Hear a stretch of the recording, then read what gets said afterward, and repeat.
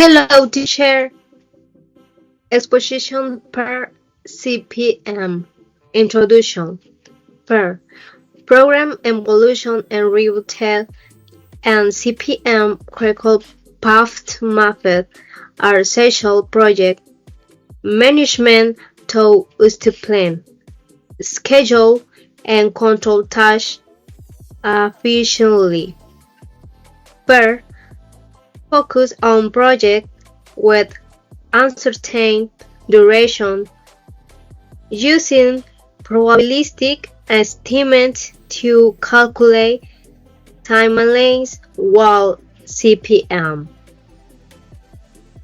Emphasize identifying the critical path and project weight no activity duration to ops time and resources.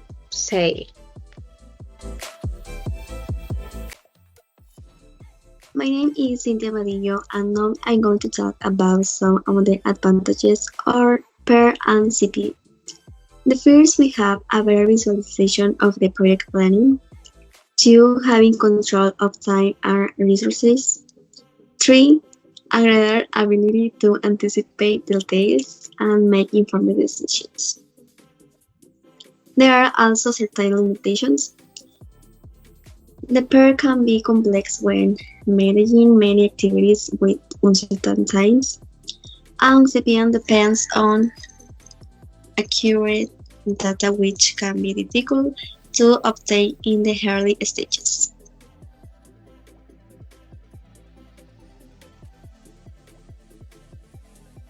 An example may be the following. Activity A, design brochures to advertise on executive conference, and activity B, print the brochures, as shown in the images. Activity B depends on activity A. The brochures B cannot be printed unless the design A finishes first, therefore activity B is said to depend on activity A. Another way of expressing this relationship in that activity A places activity B. Hello, my name is Kenya and I'm going to explain this imagine. First of all, in the middle of the nodo, we have the activity name or symbol. In this case, is letter A. This is the label given to a specific task or activity within the project. On the top, we have the duration. It's the length of time required to complete the activity. In the left, we can see the early start. It is the earliest possible start time for an activity. And in the right, we can see the early finish. It is the earliest possible finish time for an activity. There is also the latest start. It is the latest possible start time for an activity without delaying the project. This is very important. And the latest finish. It is the latest possible finish time for an activity without delaying the project. Finally, we have the float or slack. It is the amount of time an activity can be delayed without delaying the project. And now we have an example. In this case, it's an audit. It says a public accounting firm requires the following activities for an audit. And we can see a table. In the left, we have the activities. In this case, is A, B, C, D, E, F, G. In the middle, we have the immediate precedence. And in the left, we have the time. In this case, are days. We can see 3 days, 2 days, 5 days, 2 days. And that's it.